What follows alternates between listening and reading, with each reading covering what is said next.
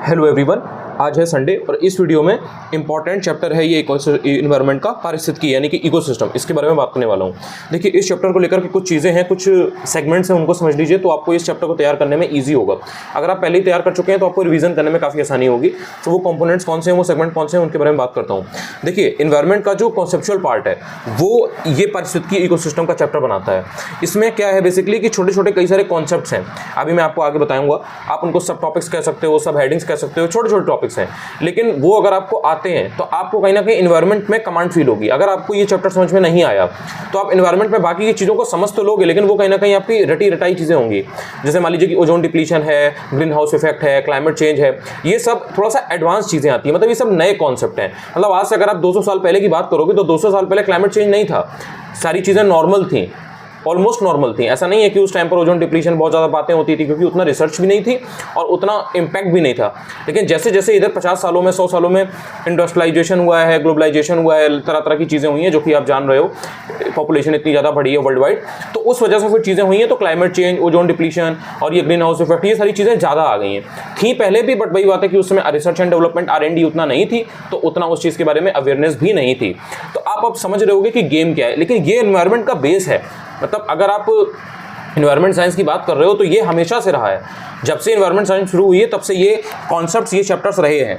तो इसलिए इसको तो आपको समझना ही समझना है। अब इसमें समझने वाली कहाँ से क्या क्या चीज़ें हैं, मतलब किन से क्वेश्चंस आते हैं, उनको मैं आपको बता देता हूँ। वो ध्यान रखना, वो अगर आपको पता है तो आप टारगेटेड वे में चीज़ों को पढ़ोगे और उससे आपके क्वेश्चन निकल भी जाएंगे।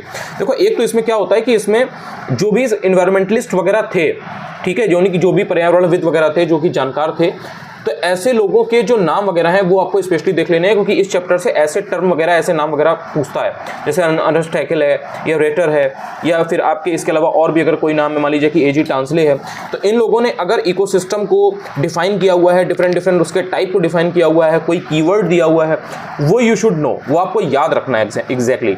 इसके अलावा पारिस्थितिकी या इकोसिस्टम होता क्या है, उसकी जो डेफिनेशन है, जो उसके मेन जो पॉइंट्स होते हैं वो आपको यहाँ पर दिए गए हैं, वो आपको बस समझ लेना है। इसी से रिलेटेड फिर आपको यहाँ पर लगातार क्वेश्चन देखने को मिल जाते हैं, 10, 12, 15 जो भी क्वेश्चन है।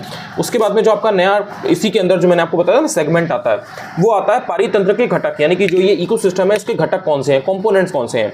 यानी कि इसके बायोटिक फैक्टर्स भी होते हैं, एबायोटिक फैक्टर्स भी होते हैं। तो फिर आप बायोटिक फैक्टर्स अगर हैं तो उसमें किस टाइप की चीज़ें आती हैं। एबायोटिक है तो उसमें एबायोटिक में ऑब्वियसली आपका फिजिकल फैक्टर्स आएंगे, इनऑर्गेनिक फैक्टर्स आएंगे, जैसे ये लाइट हो गया, टेम्परेचर हो गया, ह्यूमिडिटी हो गया, एटमॉस्फेरिक प्रेशर हो गया, यानी कि वायुमंडलीय दाब। तो ये सारी जो चीज़ें आती हैं या तो आपके फिजिकल फैक्टर्स में आ जाता है। इतना आप समझते हो, बहुत बेसिक है, हाई स्कूल इंटर में आपने ऑलरेडी इस चीज़ को पढ़ रखा है। तो यही यहाँ पर इन्होंने इसको एक्सप्लेन किया हुआ है। इसको आप समझ लोगे तो आपको जो रूट लेवल पर इकोसिस्टम की चीज़ चलती है ना, वो आप समझ पाओगे कि पॉपुलेशन होती है, पॉपुलेशन में कम्युनिटी होती है, फिर इकोसिस्टम होता है, फिर एक प्रॉपर लिमिटेड कम्युनिटी होती है, क्षेत्र होता है, वहाँ पर टेरिटरी होती है बेसिकली। तो ये सब इन्होंने यहाँ पर आपको समझाया हुआ है।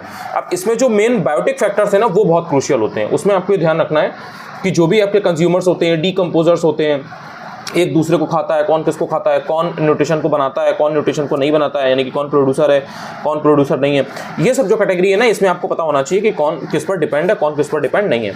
उसी से रिलेटेड आपको यहाँ पर क्वेश्चन देखने को मिलते हैं। इस टॉपिक से क्या होता है कि आपको स्टेटमेंट वाले क्वेश्चन भी देखने को मिलते हैं और जो फैक्चुअल क्वेश्चन है वो भी देखने को मिलते हैं। फैक्चुअल क्वेश्चन आपको घटना चक्र में बहुत ज़्यादा नहीं मिलेंगे, मैं आपको फिर बता रहा हूँ, परीक्षावाड़ी में मिलेंगे या फिर और किसी फैक्चुअल किताब में मिलेंगे, जैसे दृष्टि IAS में भी मिल जाएंगे।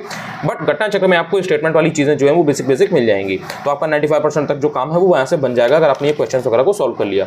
उसके बाद में आपका ये पारिस्थितिकी का संतुलन के बारे में बताया हुआ है। ये बहुत बेसिक है। जो इकोसिस्टम है उसमें असंतुलन कैसे आएगा, इम्बैलेंस कैसे आता है, इम्बैलेंस किसी भी चीज़ में कैसे आता है, अगर आप उसको समझते हो तो इस चीज़ को आप बहुत ही आसानी से समझ लोगे।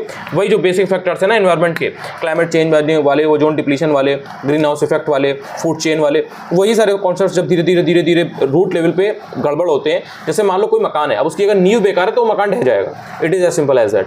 तो जो बेसिक चीज़ें होती है ना, वो जब गड़बड़ करने लगती हैं तो फिर आपका पारिस्थितिकी में असंतुलन दिखाई देने लगता है। उसी से रिलेटेड आपको यहाँ पर क्वेश्चन वगैरह दिए गए हैं।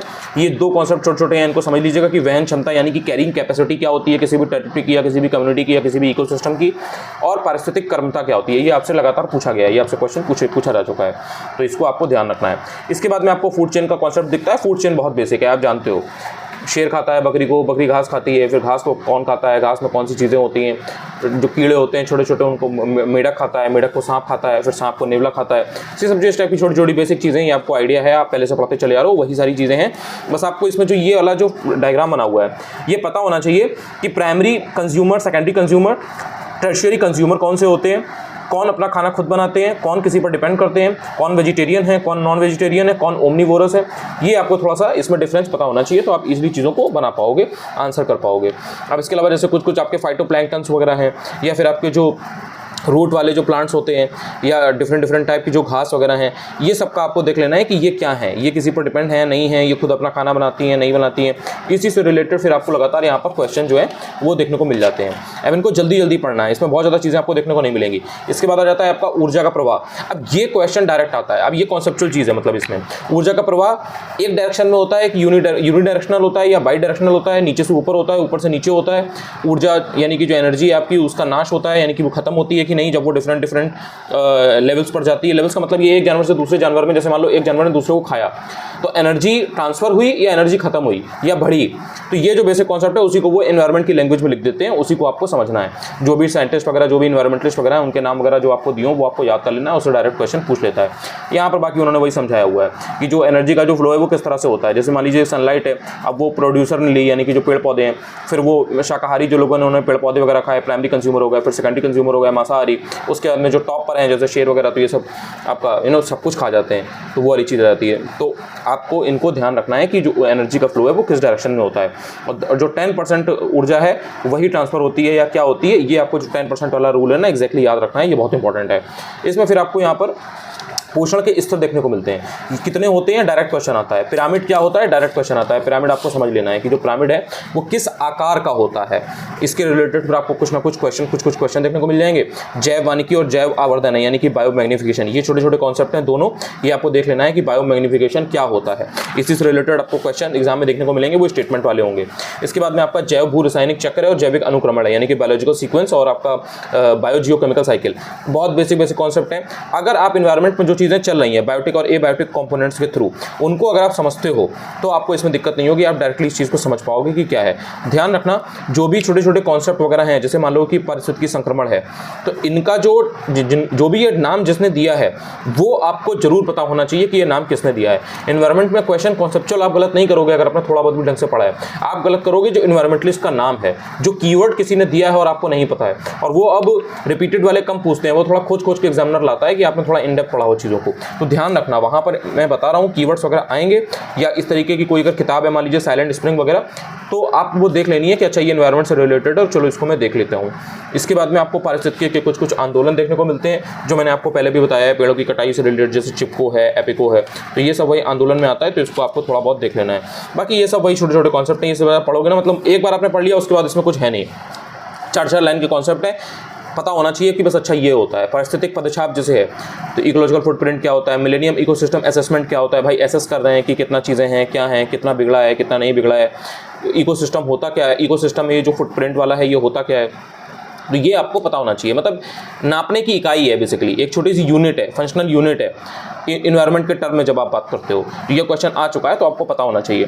इसके बाद में आपको वही जो इकोसिस्टम है उसके टाइप वगैरह बताए गए हैं, तो ये मैंने आपको पहले भी एक बार डिस्कस किया हुआ है कि डिफरेंट टाइप के जो भी होते हैं, तो उनके आपको 2-2, 4-4 फीचर पता होना चाहिए। और बाकी जो छोटी छोटी चीज़ें उसमें आती हैं, जैसे पारिस्थितिकी नीश होती है, तो नीश पर्टिकुलरली क्या चीज़ होती है, ये वर्ड किसने दिया था, जोसेफ ग्रीनेल ने दिया था, कब दिया था, ये थोड़ा सा आपको पता हो। बाकी इससे रिलेटेड कुछ एक्ट्स हैं, और जो डिफरेंट टाइप के आपके इकोसिस्टम हैं, मरीन वाला है, लैंड वाला है, तो ग्रासलैंड वाला जो होता है, तो ये सब आपको पता होना चाहिए कि अच्छा इनके लिए कौन सा रीजन जो है वो बहुत ज़्यादा पॉपुलर है। बाकी इसी से रिलेटेड फिर आपको क्वेश्चन देखने को मिल जाते हैं 10-20। बाकी इसमें बहुत ज़्यादा कुछ नहीं है, छोटे छोटे कॉन्सेप्ट हैं, कुछ फैक्चुअल चीज़ें हैं, लेकिन कुछ चीज़ें इसमें रटनी पड़ती हैं। और जो इन्वायरमेंट की लैंग्वेज है, यानी कि जो इन्वायरमेंट के कीवर्ड्स हैं, वो अगर आपको नहीं आते हैं तो आप वहाँ पर 4 ऑप्शंस में कंफ्यूज हो जाओगे, ये बात ध्यान रखना।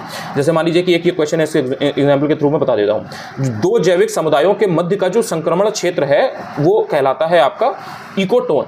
अब इकोटोन अगर आप नहीं जानते हो कि जो ट्रांजिशन एरिया होता है, 2 बायोटिक कम्युनिटी है, मतलब एग्जांपल के लिए मैं ऐसे बता देता हूँ, मान लो आपका घर है, आपके पड़ोसी का घर है, तो आपका घर और आपके पड़ोसी के घर की जो बाउंड्री है, जो वॉल है, जो छत है ना, जहाँ से आप एक दूसरे से बात करते हो, आज लाइट आ रही है, नहीं आ रही है, आज गर्मी बहुत हो रही है, तो वहाँ पर आपकी जो बाउंड्री शेयर करते हो आप, तो आप ऐसे कंसीडर करो कि you are one of biological community, ठीक है, आप एक दो में से एक हो, चार में से एक हो, एंड वो जो भी आपका इंसान है, जो भी आपका फ्रेंड है, ही और she is also one of those communities, तो वहां पर आपको ये देखना है कि जो बाउंड्री आप शेयर कर रहे हो that is your transition area.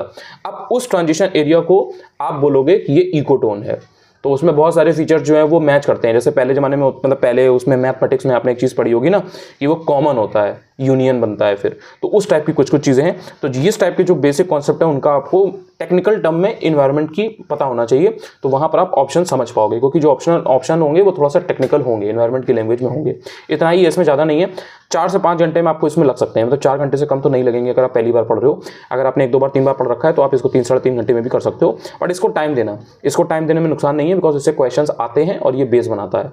Thank you so much. पहली बार अगर मेरा ये वीडियो आप यूट्यूब पर देख रहे हो तो चाहो तो चैनल को सब्सक्राइब भी कर सकते हो, टेलीग्राम जरूर ज्वाइन कर लेना। अनुज चतुर्वेदी UPSC ही है। Thank you so much.